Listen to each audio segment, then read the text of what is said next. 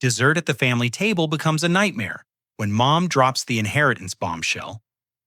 The chocolate cake sits untouched as her words slice through the evening air like broken glass. Dad's cruel grin reveals years of hidden resentment bubbling beneath his forced smile.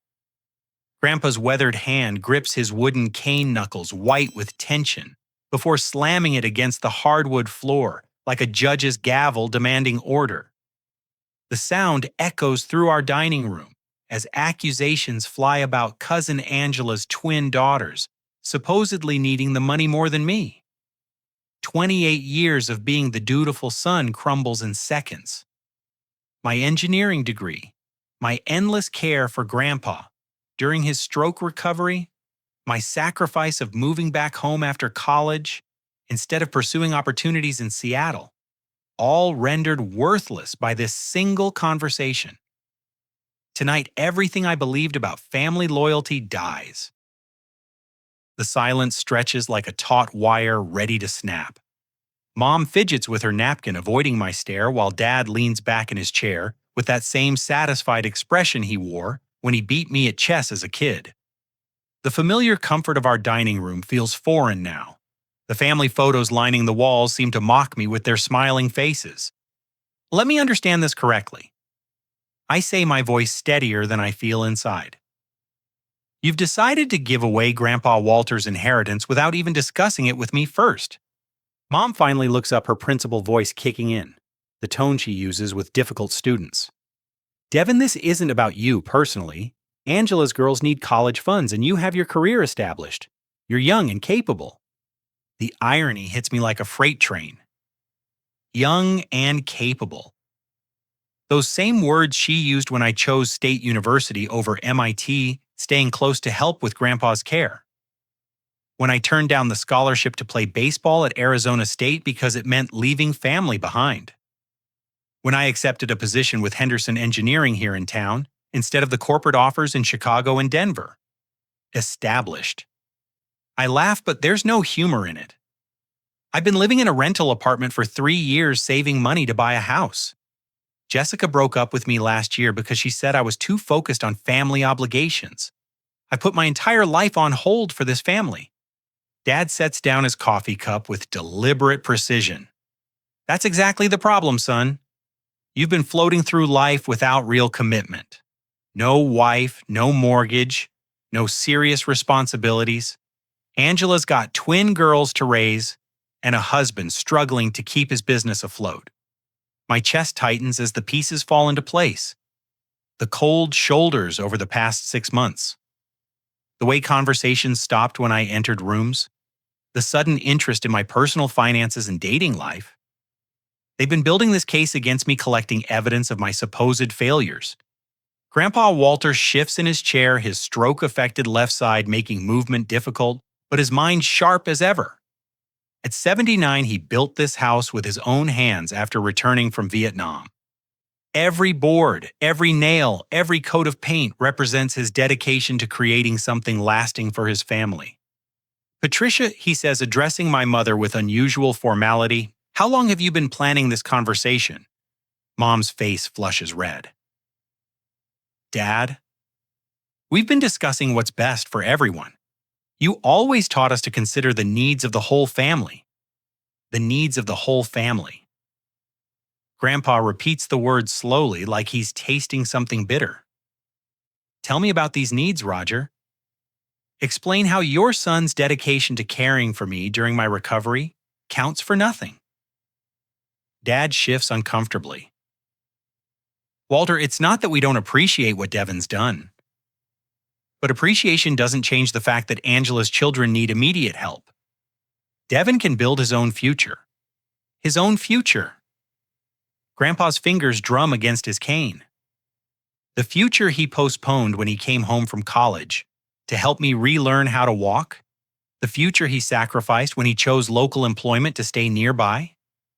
That future, the dining room feels smaller now, the walls pressing in, as family history rewrites itself before my eyes. Every sacrifice I made suddenly looks like weakness to them.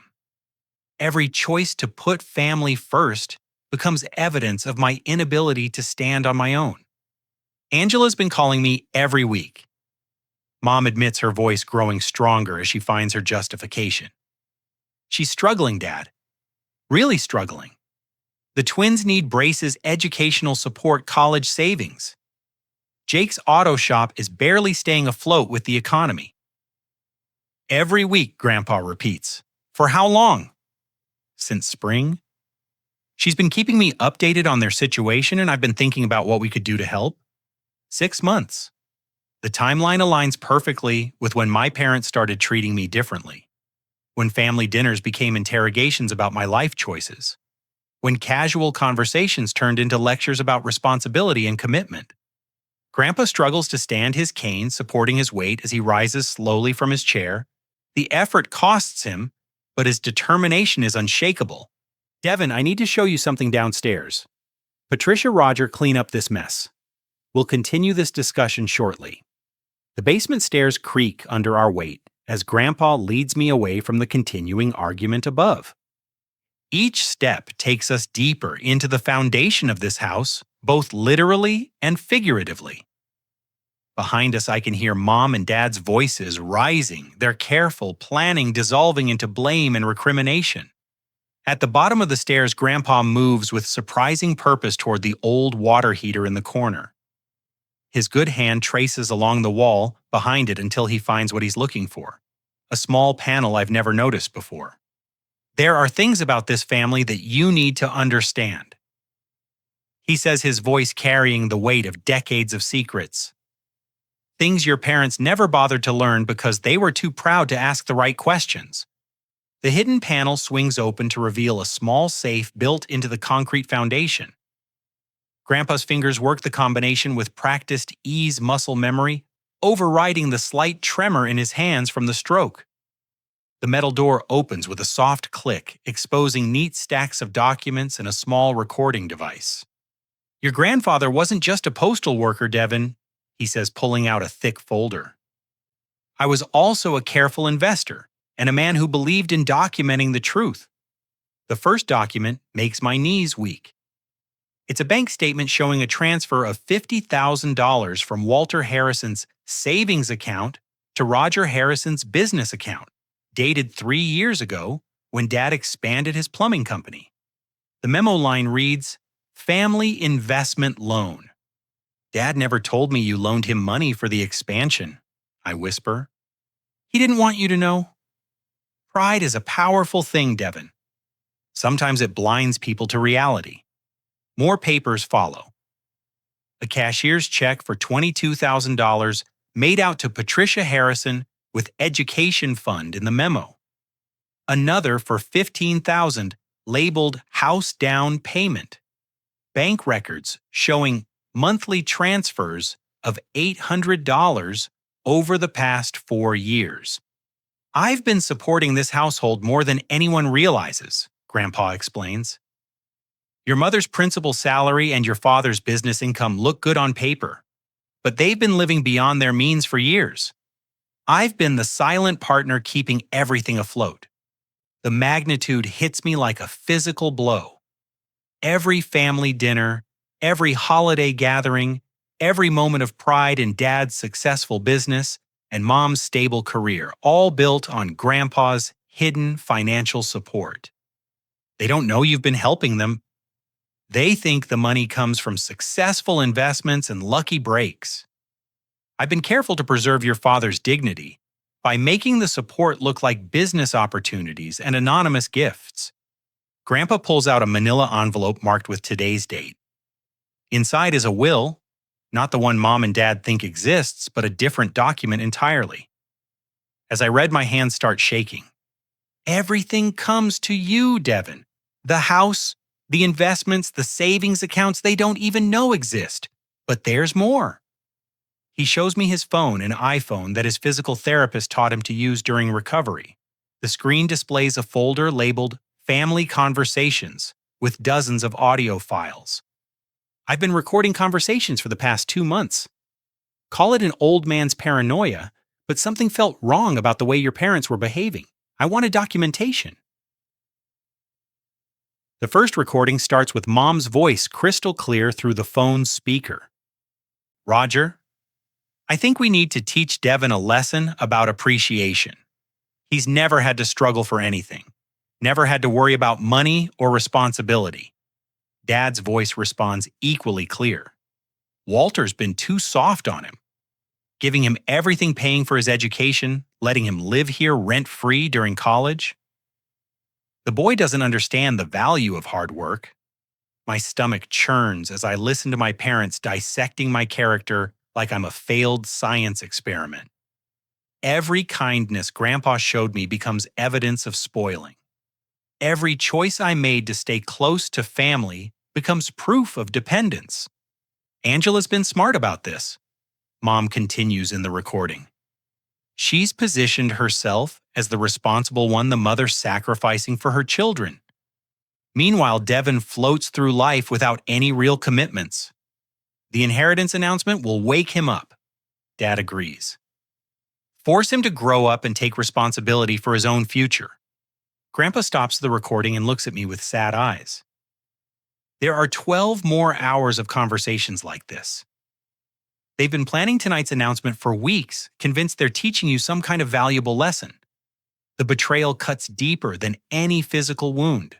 Not just the inheritance decision, but the months of careful manipulation, the cold treatment, the loaded questions about my life choices, the subtle undermining of my confidence and self-worth. But there's something else you need to know about Angela, Grandpa says, pulling out his tablet computer.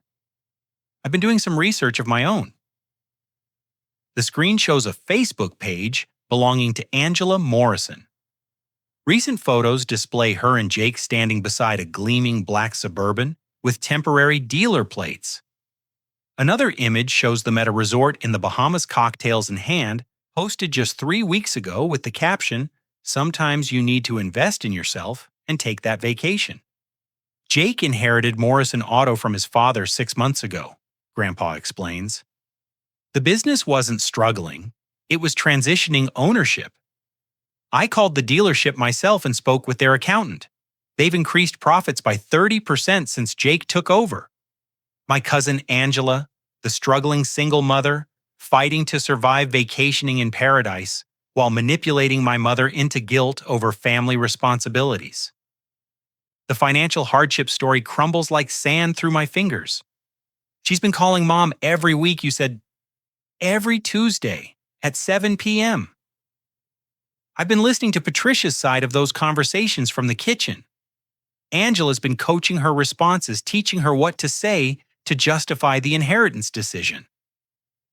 Grandpa scrolls through his phone to another recording, this one from last week. Angela's voice comes through clearly. She must have been on speakerphone. Aunt Patricia. You have to make Devin understand that this isn't about punishment. It's about family priorities.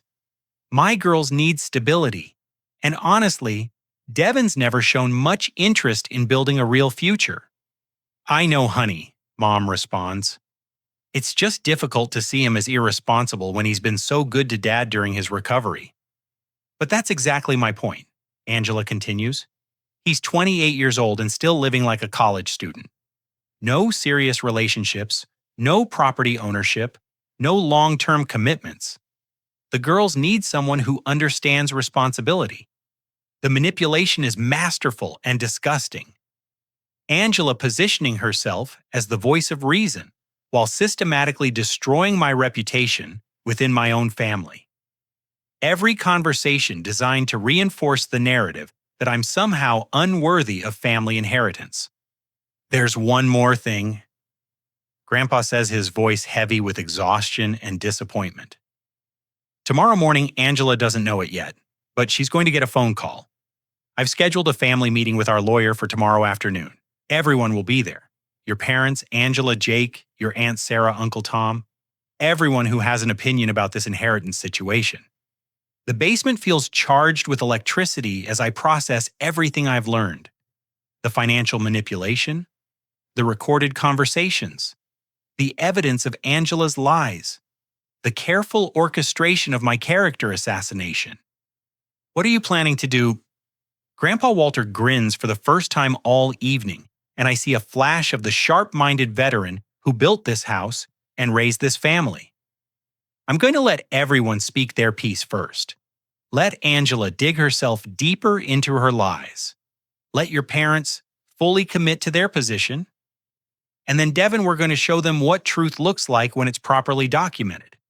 Above us, the argument continues, voices rising and falling as Mom and Dad try to justify their decision to each other. But down here in the foundation of the house, surrounded by evidence of deception and manipulation, I finally understand that tomorrow will bring more than just a family meeting. Tomorrow will bring justice.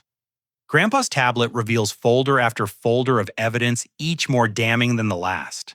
Text messages between Angela and my mother stretch back 5 months, a carefully orchestrated campaign of manipulation disguised as family concern. Angela's first message sets the tone. Aunt Patricia, I've been thinking about Uncle Walter's situation and wondering if anyone's discussed practical matters with the family. I know it's sensitive, but planning ahead shows love. Mom's response reveals her vulnerability. We haven't really talked about inheritance details. Your uncle's still recovering well, and it feels premature to discuss such things. Of course I understand completely. I just worry sometimes that certain family members might not appreciate what they have.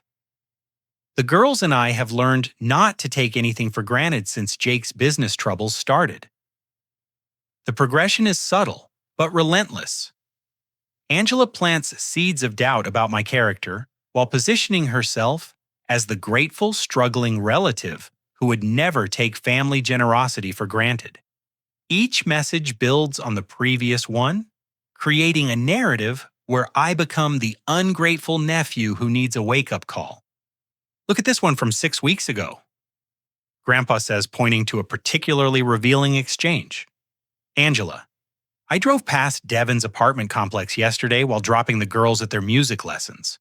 Such a nice area for a young professional. He must be doing really well financially to afford that location. Mom, he's always been comfortable with his choices. Sometimes I wonder if he's too comfortable, if you know what I mean. Angela, I completely understand. It's wonderful that he has such security, especially when other family members are facing real challenges. The girl's orthodontic treatment alone is going to cost us $8,000, and that's with insurance.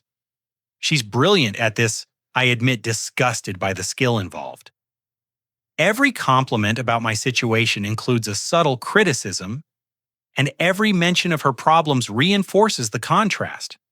Grandpa scrolls to more recent messages showing how Angela escalated her campaign as the inheritance announcement approached. This is from 2 weeks ago. Angela, Aunt Patricia, I hope this doesn't sound presumptuous, but I've been researching education savings plans for the twins. There are some incredible opportunities available if someone could help them get started. I know Uncle Walter loves all his grandchildren and wants the best for everyone. Mom, Dad's always been generous with family. What kind of opportunities? Angela, well, with the right initial investment, we could set up college funds that would guarantee the girls full scholarships to state universities. But it requires a substantial starting amount, something most families can't afford without help from older generations. The manipulation becomes transparent when you read it all together. Angela never directly asks for money, but she creates an emotional landscape where denying her children's future education seems cruel and short-sighted. She researched inheritance laws too. Grandpa says, showing me browser screenshots from Angela's phone that somehow ended up in his possession. Property transfers, estate planning, even legal challenges to will modifications. She's been planning this for months. The evidence folder contains photographs that make my blood boil. Pictures of Angela's house taken from the street show a beautiful 2-story colonial with professional landscaping, a 3-car garage, and a swimming pool visible in the backyard. The mortgage information Grandpa obtained shows they owe less than $60,000 on a property worth over $300,000. Jake inherited more than just the auto dealership, Grandpa explains. His father left him the family home, a rental property portfolio, and significant cash investments. They're not struggling, they're wealthier than your parents realize. More photos show the interior of Morrison Auto displaying rows of new and certified pre-owned vehicles, a state-of-the-art service facility, and a customer lounge that rivals luxury hotels. Jake didn't inherit a struggling business. He inherited a regional automotive empire. But the most interesting discovery, Grandpa continues, was this recording from yesterday afternoon. He plays an audio file captured from his hidden recording device, which apparently has much greater range than I realized. Angela's voice comes through clearly. She must have been in our driveway talking on her phone. "Mom, the announcement is happening tonight at dinner." Patricia finally agreed to the exact wording I suggested. Poor Devin won't know what hit him. Aunt Sarah's voice responds tinny through the phone speaker. "Angela, are you sure this is the right approach? Devin's always been good to Uncle Walter." "That's exactly the problem, Mom. He's been coasting on Grandpa's favoritism for years while the rest of us struggle. The twins deserve the same advantages he's had." "But honey, Jake's business is doing so well now. Do you really need Walter's inheritance?" Angela's laugh is cold and calculating. "It's not about needing it, Mom. It's about fairness. Devin's had every advantage handed to him on a silver platter. Time for someone else to benefit from Uncle Walter's generosity." The recording continues with Angela detailing her strategy for tonight's announcement, including specific emotional triggers to use if I resist the decision.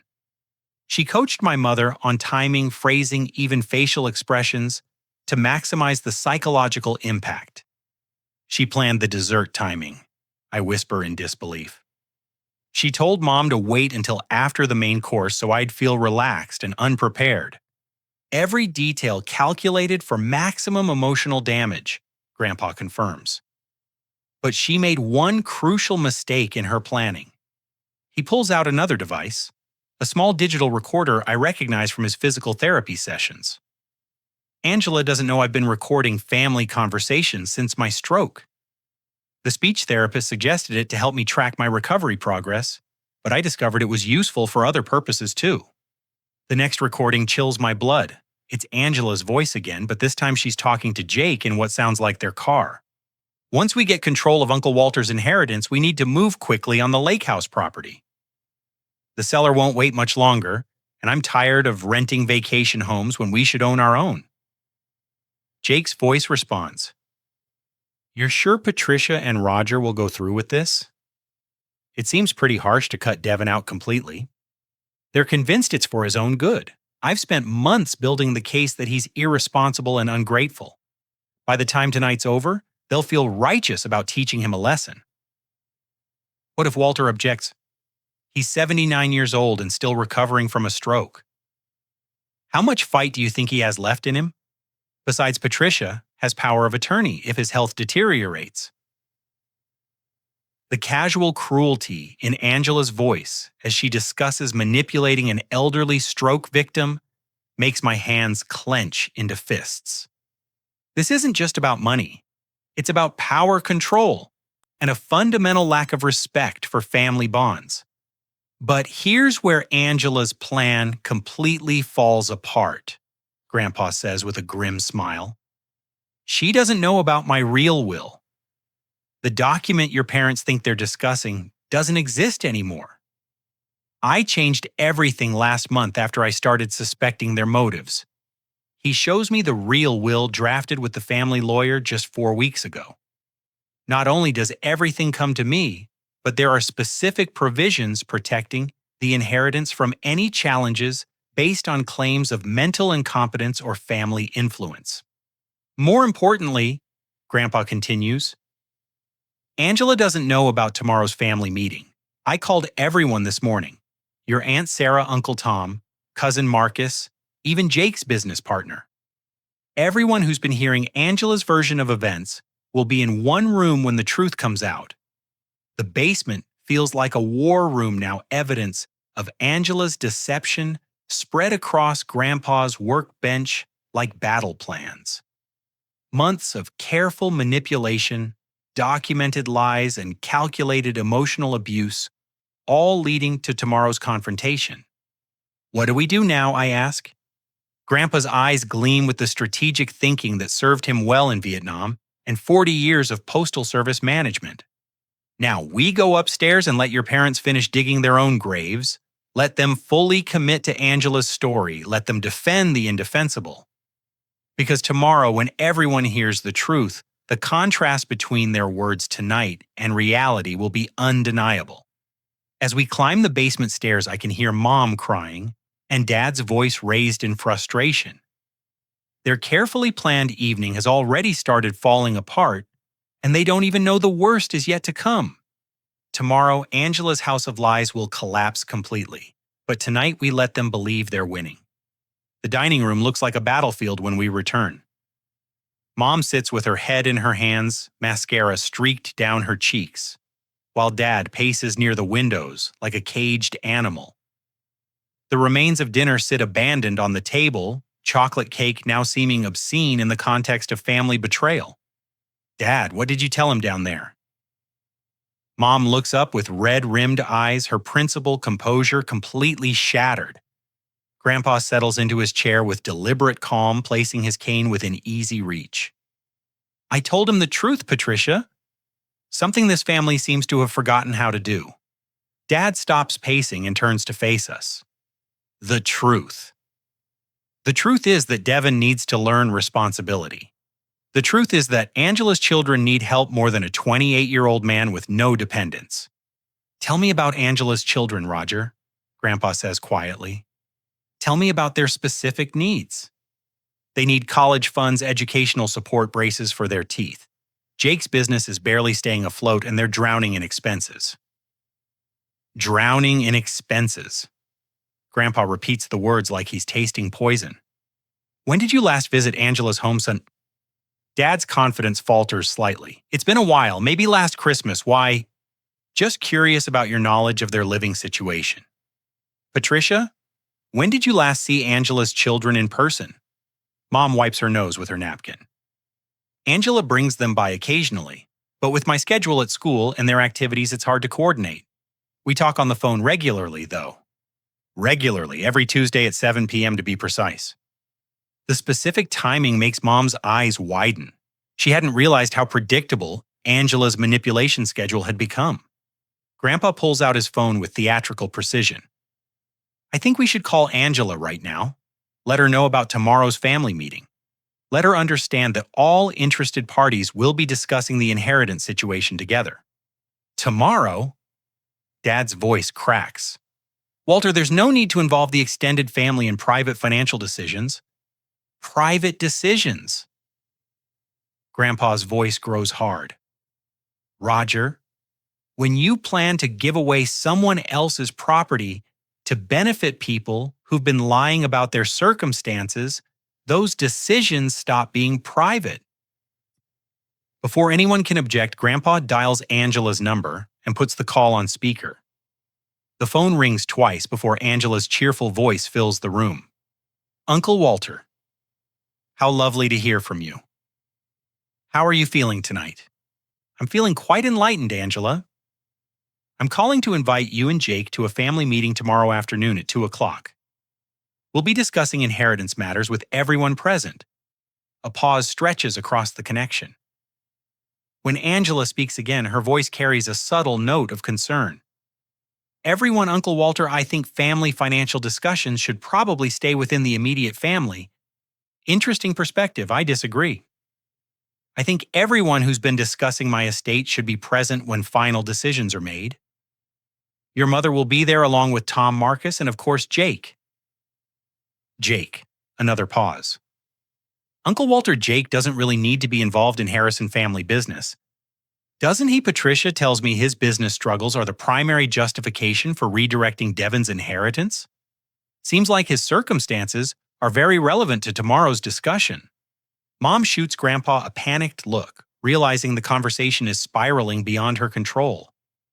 Dad moves closer to the phone as if proximity could help him manage the situation.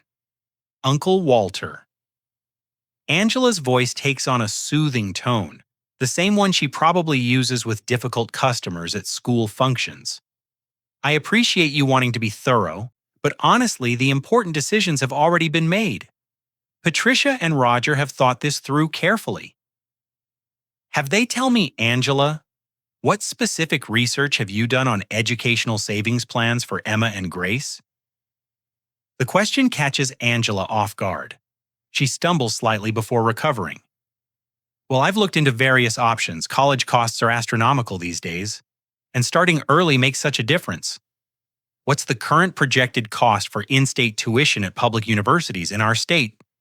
It varies depending on the institution, but generally quite expensive. Give me a number, Angela. You've been planning their education funding for months. What's your target amount? The silence stretches uncomfortably long. Finally, Angela laughs nervously. Uncle Walter, I don't have all those figures memorized. That's why we need professional financial planning help. Grandpa's eyes meet mine across the table. Angela's caught in her first lie of the evening, and she doesn't even realize it. Her supposed months of research into education costs can't produce a single specific number. Professional financial planning help, Grandpa muses. Have you consulted with any financial advisors about the girls' education funds? We're in the process of researching our options. I see. And Jake's business troubles. Can you describe the specific challenges Morrison Auto is facing? Another pause. Well, the automotive industry is very competitive right now. Jake's working hard to maintain customer relationships and manage expenses. Maintain customer relationships. That's important in any service business. How many vehicles did Morrison Auto sell last month? Uncle Walter, I don't really get involved in the day-to-day business details. Jake handles all that. Grandpa nods at me, a slight smile playing at the corners of his mouth. Each question reveals more holes in Angela's carefully constructed story. She's been manipulating Mom with emotional appeals and vague references to hardship, but she lacks specific knowledge to support any of her claims. Well, Grandpa says cheerfully, tomorrow's meeting will be a perfect opportunity to discuss all these details with Jake present. I'm sure he can provide specific information about his business challenges. Actually, Angela's voice grows tense. Tomorrow afternoon might not work for us. The girls have activities and Jake has several important appointments. Cancel them. The command hangs in the air like a dropped bomb. Grandpa's tone carries the authority of a man who spent decades managing difficult employees and won't accept excuses. Uncle Walter, I don't think you understand how complicated our schedules are right now. I understand perfectly, Angela. I understand that you've spent months manipulating Patricia with stories about financial hardship while living quite comfortably. I understand that you've been coaching my daughter on what to say to justify stealing from her nephew. And I understand that tomorrow afternoon, everyone will be in the same room when we discuss these matters honestly. The phone goes silent except for the sound of Angela's rapid breathing. 2 o'clock tomorrow, Grandpa continues. Bring Jake and the girls. Bring documentation of your financial hardships and education planning research. Bring anything you think supports your claims about deserving Devon's inheritance. Uncle Walter, there's been some kind of misunderstanding. I never asked for anyone's inheritance. I simply shared our family's challenges with Aunt Patricia because she cares about all her relatives. Shared your challenges. How thoughtful. Tell me, Angela, what specific challenges has your family faced in the past 6 months? The silence stretches so long, I wonder if the call has been disconnected. When Angela finally speaks, her voice sounds different, smaller, more careful. Uncle Walter, I think there's been some confusion about our conversations. Maybe we should discuss this privately rather than involving so many family members. Too late for privacy, Angela. You made this a public family matter when you decided to manipulate my estate planning. Tomorrow at 2 o'clock. Don't disappoint me. Grandpa ends the call and sets his phone on the table with satisfied finality. The dining room feels charged with electricity as the implications of tomorrow's meeting sink in for my parents. Dad, Mom whispers, What are you planning to do? Grandpa's smile would make a poker player proud. I'm planning to let everyone speak their truth, Patricia. Angela can present her case for why she deserves Devon's inheritance. You and Roger can explain your reasoning for supporting her claim. And then I'm going to share some information that might change everyone's perspective. Dad's face has gone pale. Walter, if this is about us not consulting you before making decisions, we can discuss that privately. There's no need to involve the entire family in personal disagreements. Personal disagreements. Grandpa's voice grows cold. Roger, when you plan to steal from my grandson, based on lies and manipulation, it stops being personal. It becomes a family crisis that requires family intervention. As I watch my parents struggle with the realization that their careful planning is unraveling, I feel a strange mix of satisfaction and sadness. Tomorrow will bring justice, but it will also destroy relationships that can never be fully repaired. The trap is set, and Angela has no idea what's waiting for her. The next morning arrives with the crisp clarity that follows a thunderstorm. I barely sleep, my mind replaying last night's revelations and anticipating the confrontation ahead. By 8 a.m., I'm in Grandpa's kitchen, helping him prepare for what he's calling the reckoning. Remember, he says, while reviewing his organized evidence folders, let Angela present her case first. Let her fully commit to her story before we reveal what we know. The more elaborate her lies become, the more devastating the truth will be. At 1:30 p.m., cars begin arriving in Grandpa's driveway. First comes Uncle Tom with his usual punctuality, followed by Aunt Sarah looking nervous and confused about the mysterious family meeting. Cousin Marcus arrives alone, his wife staying home with their young children, sensing this gathering might not be appropriate for kids. Then Angela's black Suburban pulls up, and I get my first look at the luxury vehicle that contradicts everything she's told my mother about financial hardship. The pristine paint gleams in the afternoon sun, and I can see the dealer plates are gone, now replaced with personalized tags reading Morrison Auto. Angela emerges from the driver's seat wearing what I recognize as expensive clothing, a designer outfit that probably costs more than most people spend on monthly groceries. Jake follows from the passenger side looking uncomfortable in a business suit that screams success rather than struggle. The twins, Emma and Grace, bound out of the back seat with the energy of healthy 12-year-olds. They're both carrying new tablets and wearing matching outfits that definitely weren't purchased at discount stores. Their orthodontic work is already completed, perfect smiles that belie any current need for expensive dental treatment. Uncle Walter, Angela calls out with theatrical warmth, approaching the front porch, where Grandpa waits in his favorite rocking chair. Thank you so much for organizing this family gathering. It's been too long since we've all been together. She leans down to hug him, and I notice her jewelry, diamond earrings, a tennis bracelet, and a watch that probably costs more than my monthly rent. This is not a woman drowning in financial hardship.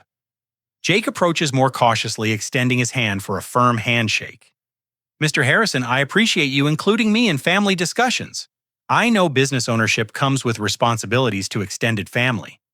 His words are carefully chosen, reinforcing the narrative that he's struggling with business burdens rather than celebrating recent success. Inside, the living room fills with family members settling into chairs and couches arranged in a loose circle. Mom and Dad sit together on the love seat, still looking shell-shocked from last night's revelations. Aunt Sarah chooses a chair near the window, while Uncle Tom and Marcus position themselves where they can observe everyone's reactions. The family lawyer William Chen arrives precisely at 2 o'clock carrying his briefcase and laptop computer.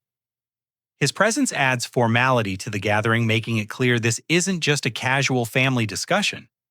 Before we begin, Angela says, rising from her seat with practiced confidence, I want everyone to understand that I never asked for special consideration regarding Uncle Walter's estate planning. When Aunt Patricia reached out to discuss family needs, I simply shared our situation honestly. She's already repositioning herself as the reluctant recipient rather than the active manipulator. The performance is smooth and well-rehearsed. Jake and I have been struggling to provide the opportunities we want for Emma and Grace. She continues gesturing toward the twins who sit quietly with their new tablets. The automotive business is incredibly challenging right now, and we're constantly worried about the girls' future education costs. Jake nods supportively, his expression conveying the weight of financial responsibility.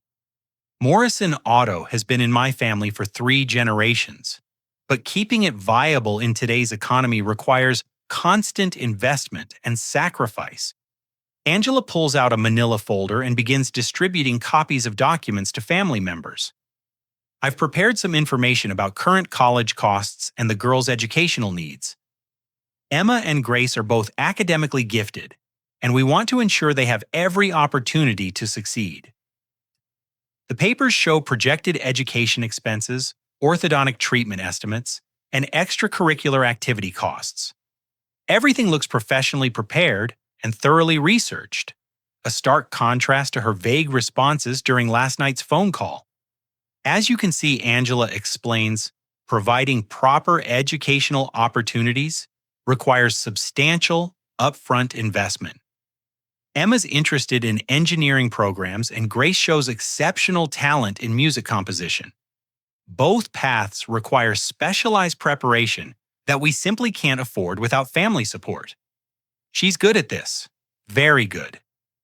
The presentation hits every emotional trigger: children's dreams, educational opportunity, family responsibility, grandparent legacy.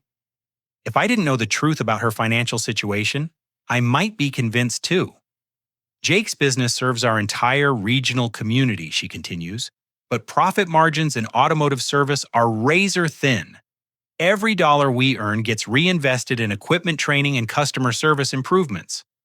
Jake pulls out his own folder, showing what appear to be business financial statements.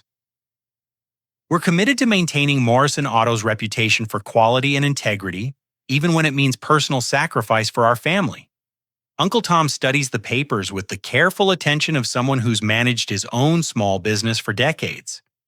These numbers show consistent revenue, but limited profit. How long have you been operating at these margins? Since I inherited the business 6 months ago, Jake responds. My father was conservative with pricing, and I've maintained his commitment to affordable service for working families in our community.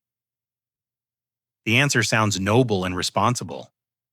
Angela smiles proudly at her husband's dedication to community service over profit maximization. Aunt Sarah looks at the education cost projections with concern. These college estimates seem very high. Are you sure these figures are accurate? Unfortunately, yes, Angela says sadly. Higher education costs have increased dramatically in recent years. We're looking at potentially $200,000 for both girls if they attend quality universities. The number hangs in the air like a challenge. $200,000, representing the difference between the twins' success and failure, between family support and selfish abandonment. That's why. Mom interjects, finally finding her voice. Roger and I felt the inheritance should help secure the girls' futures. Devin is young and capable of building his own financial security. Angela nods gratefully toward my mother. Aunt Patricia, I can't tell you how much your support means to our family. We never expected such generosity, but knowing Uncle Walter's legacy will help Emma and Grace achieve their dreams makes this even more meaningful. The performance is masterful. Angela has positioned herself as humble, grateful, and focused entirely on her children's welfare rather than personal gain. She's made my parents look wise and generous while making me appear selfish for objecting to children's educational opportunities. Grandpa has remained silent throughout Angela's presentation, his fingers drumming softly against his cane. Now he looks toward Mr. Chen and nods almost imperceptibly. Thank you, Angela, Grandpa says quietly. That was very thorough, very well prepared. Now I'd like to share some information that might be relevant to today's discussion. He signals to Mr. Chen, who opens his laptop and begins connecting cables to Grandpa's large-screen television. William, please show everyone the documents we reviewed yesterday. Angela's confident smile falters slightly as she realizes the presentation phase of the meeting has ended. Now comes something she didn't plan for, something she couldn't prepare for because she doesn't know what Grandpa discovered. The television screen illuminates with the first image, a photograph of Angela's house taken just 2 days ago, showing the beautiful colonial with professional landscaping 3-car garage and swimming pool clearly visible in the background. This is Angela's current residence, Grandpa announces to the room. As you can see, it's quite lovely. The property is valued at approximately $320,000, with a remaining mortgage balance of $58,000. Angela's face goes white as she realizes Grandpa has been investigating her claims. Uncle Walter, I don't understand why our housing situation is relevant to this discussion. Bear with me, dear. I think the relevance will become clear shortly. The television screen changes to show Morrison Auto's gleaming showroom and service facility. The images reveal a modern, thriving business with rows of pristine vehicles and state-of-the-art equipment, nothing like the struggling operation Angela described. This is Morrison Auto as it exists today, Grandpa explains to the stunned family gathering. Jake, perhaps you could explain how a failing business managed to expand its facility and double its inventory since your father's passing. Jake's confident demeanor crumbles as he realizes the scope of Grandpa's investigation. Mr. Harrison, those photographs don't tell the complete story about our financial challenges. Don't they, William, please show the family Jake's inheritance documentation?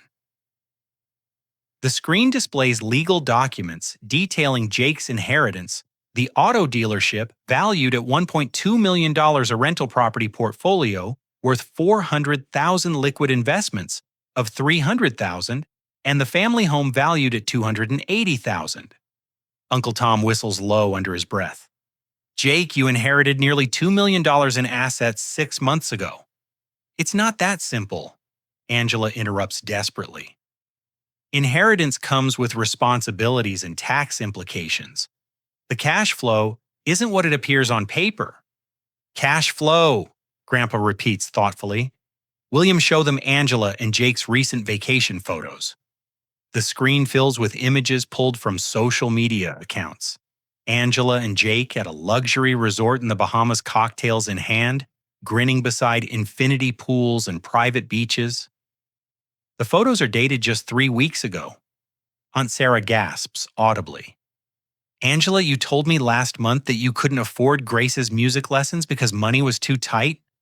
Mom, that vacation was a business write-off, Angela stammers. Jake was exploring potential partnerships with Caribbean auto suppliers. In the Bahamas, Marcus asks incredulously. What kind of auto suppliers operate from resort locations? Grandpa raises his hand for silence. There's more. William, please play the recorded conversations. The laptop speakers fill the room with Angela's voice from yesterday afternoon.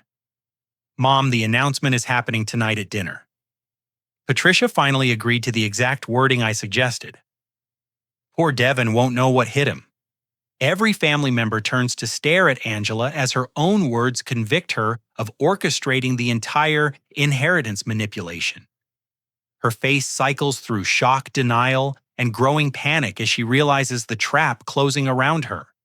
That recording was taken without my permission, she protests weakly. In my own driveway, Grandpa responds firmly. On my own property, perfectly legal. The next recording plays Angela's conversation with Jake about the lake house purchase and her dismissive comments about Grandpa's age and health. The casual cruelty in her voice, discussing an elderly stroke victim as if he were an obstacle to remove, horrifies everyone present. Mom starts crying again, but this time her tears stem from shame rather than manipulation. Angela, how could you use me like this? How could you make me hurt my own son? Aunt Patricia, those recordings are taken out of context. You don't understand the pressure Jake and I have been under. What pressure? Uncle Tom demands, his voice rising with anger. The pressure of inheriting $2 million, the The pressure of taking luxury vacations while lying about financial hardship, Jake tries to salvage the situation. Look, we may have exaggerated our difficulties, but our concerns about the girls' education are legitimate. Are they Grandpa's signals for another document display? William showed them the girls' current education accounts. The screen reveals college savings plans for both Emma and Grace, each already containing over $40,000 and growing through monthly contributions of $1,500 each. Emma and Grace already have well-funded education accounts, Grandpa explains. Their college costs are essentially covered through Jake's inheritance planning and ongoing contributions. Grace looks up from her tablet with confusion. Daddy, I thought you said we couldn't afford college. The innocent question cuts through every adult excuse and justification. Angela has been using her own children as emotional props in a manipulation scheme, lying to them about their family's financial security. But the most interesting discovery, Grandpa continues relentlessly, was this conversation from 2 weeks ago. Angela's voice fills the room again, this time discussing education savings plans with someone identified as a financial advisor. We want to maximize the education accounts before the inheritance comes through. Once we have Uncle Walter's money, we can diversify into real estate investments and maybe that lakefront property we've been considering. The recording destroys any pretense that this was about the children's welfare. Angela's own words reveal she viewed the inheritance as investment capital for luxury purchases rather than educational necessity. Aunt Sarah stands up abruptly, her face flushed with anger and embarrassment. Angela Morrison, you are not the daughter I raised. Using your own children to steal from family members, lying to elderly relatives, I'm ashamed to call you my daughter. Mom, please, you don't understand the complete situation. I understand perfectly. You've been living a lie for months while manipulating people who love you. Marcus shakes his head in disgust. Angela? I've known you since we were kids. You were always competitive, but I never thought you'd sink this low. Grandpa raises his hand again. There's one final document everyone needs to see. The television displays a new will dated just 4 weeks ago. As the family reads the contents, Angela's face goes ashen. Not only does everything go to me as originally planned, but there are specific provisions preventing any legal challenges based on claims of mental incompetence or family influence. This is my actual will, Grandpa announces. The document Patricia and Roger thought they were discussing never existed. I've been testing this family's character for months, and most of you have failed spectacularly. Dad finally finds his voice, though it sounds hollow and defeated. Walter, we thought we were doing what was best for the family. Did you, or were you doing what was easiest? What allowed you to avoid difficult conversations about Angela's manipulation? Mom looks at me with desperate eyes. Devin, I'm so sorry. I don't know how I let myself believe such terrible things about you. You believed them because you wanted to.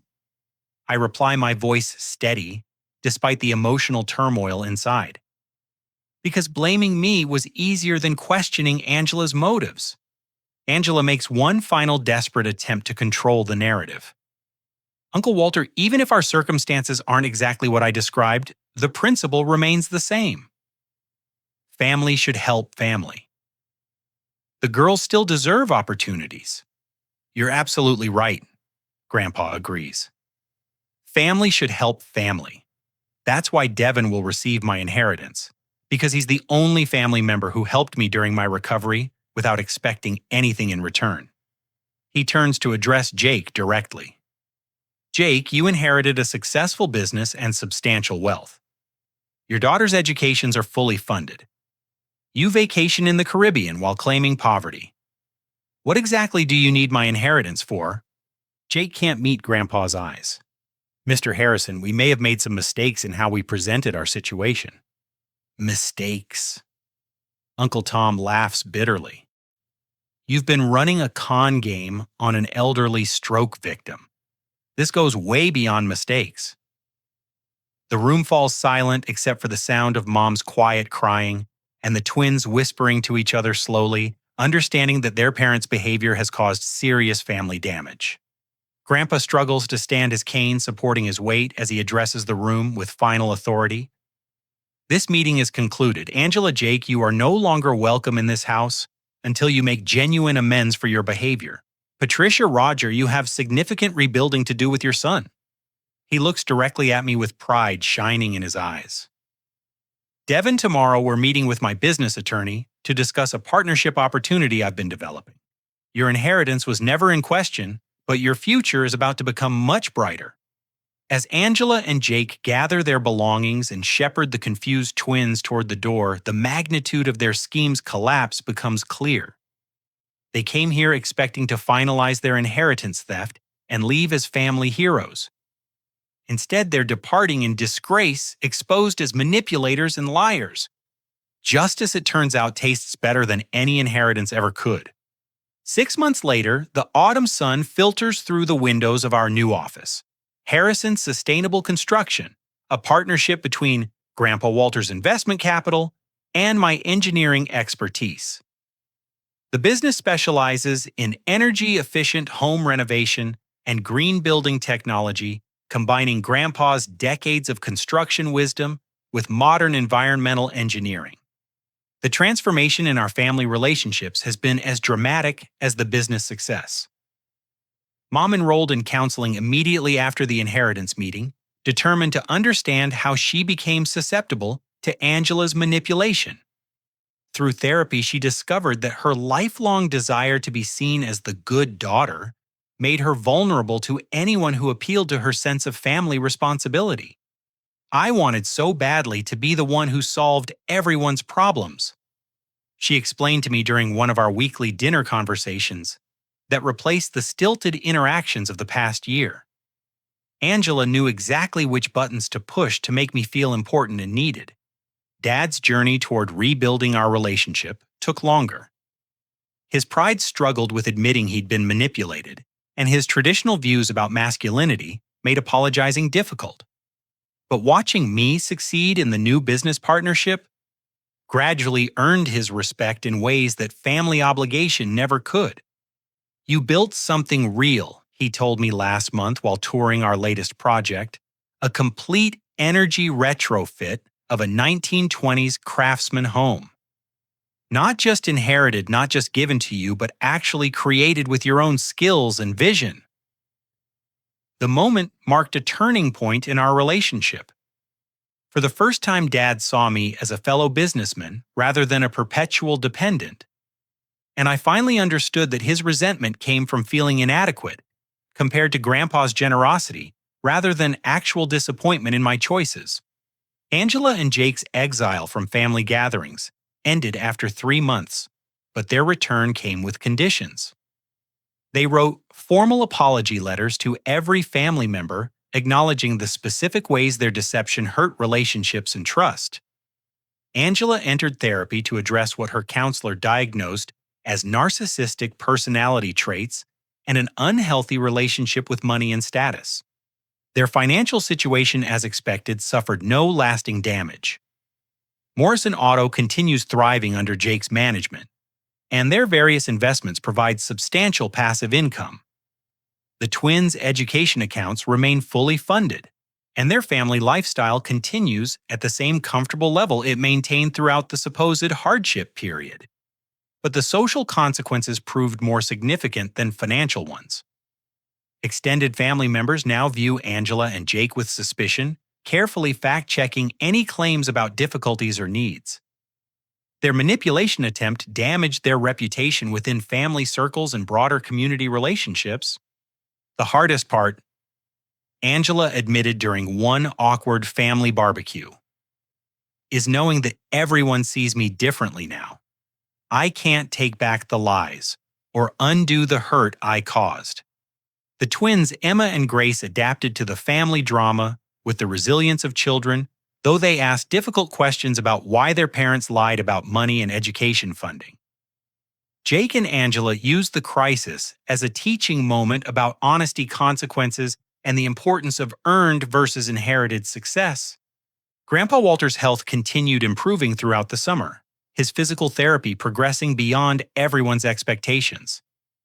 The family crisis seemed to energize him, giving him purpose beyond recovery, and demonstrating that his mental acuity remained sharp despite the stroke's physical effects. Sometimes families need a good shaking to remember what really matters, he reflected while reviewing architectural plans for our next construction project. You handled that whole situation with more maturity than adults twice your age. Our business partnership has exceeded every projection. The combination of his investment capital, my engineering background, and our shared commitment to quality craftsmanship has created opportunities neither of us could have achieved independently. We've hired 6 employees, including 2 recent engineering graduates, who bring fresh perspectives to sustainable building practices. The inheritance that started this entire conflict now funds meaningful work that benefits our community. Rather than simply receiving money, I'm using it to create jobs, improve housing efficiency, and build something lasting that honors Grandpa's legacy of hard work and family investment. Uncle Tom joined our advisory board, providing business management expertise from his own entrepreneurial experience. Cousin Marcus refers clients through his insurance agency, helping expand our customer base throughout the region. Even Aunt Sarah contributes by connecting us with her network of retired teachers who need home accessibility modifications. The family meetings that began as Angela's manipulation tool evolved into monthly gatherings, focused on supporting each other's genuine goals and celebrating authentic achievements. We share business updates, relationship milestones, and personal challenges without the undercurrent of competition and resentment that poisoned previous interactions. Last week, Angela approached me privately at one of these gatherings. "Devin, I know my apologies will never be enough, but I want you to understand something. Watching you build this business from nothing has been humbling.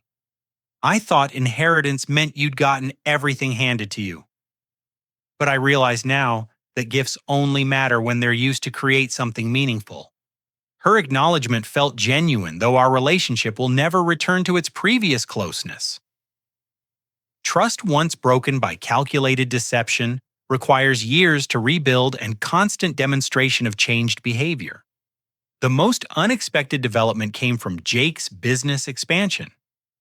Morrison Auto now partners with Harrison Sustainable Construction on electric vehicle charging station installation and hybrid vehicle service training. Our former adversaries became business collaborators. Though professional necessity, rather than personal affection, drives the cooperation. It's good business for both our companies, Jake explained during contract negotiations. Personal history doesn't have to prevent profitable partnerships. The pragmatic approach suits everyone involved. We can work together professionally while maintaining appropriate emotional distance, focusing on mutual benefit rather than attempting to restore damaged personal relationships. Mom returned to her principal duties with renewed energy and perspective. Her experience with manipulation made her more sensitive to similar patterns among her students and their families, helping her identify and address bullying, peer pressure, and parental manipulation before they escalated into serious problems. "Understanding how I was deceived helps me protect kids from similar situations," she explained. "Sometimes painful personal experiences become useful professional tools. Dad's plumbing business benefited indirectly from our construction partnership through subcontracting opportunities on larger renovation projects. Working together professionally helped rebuild our relationship, gradually allowing mutual respect to develop through shared accomplishments rather than forced family interactions. The legal protections Grandpa built into his estate planning proved unnecessary. No one contested the inheritance once the truth about Angela's manipulation became public, and family relationships stabilized around acceptance of his documented decisions. Mr. Chen, the family lawyer, used our situation as a case study in his estate planning seminars, illustrating how careful documentation and strategic revelation can protect elderly clients from family manipulation attempts. He changed his standard procedures to include more thorough investigation of beneficiary circumstances and family dynamics. As I write this, Emma and Grace are thriving as high school freshmen, their college accounts continuing to grow through Jake's monthly contributions and investment returns. They've learned valuable lessons about honesty and the consequences of deception, though they're too young to fully understand the complexity of adult motivations and family dynamics. The lake house that Angela mentioned in her recorded conversations remains unpurchased. Their manipulation attempt cost them that particular luxury goal, though their overall financial security never faced genuine threat. Looking back on that devastating dinner conversation 9 months ago, I realized the crisis became a gift in disguise. It revealed true character, strengthened genuine relationships, and eliminated toxic family dynamics that had been poisoning our interactions for years. Most importantly, it taught me that inheritance isn't about receiving money.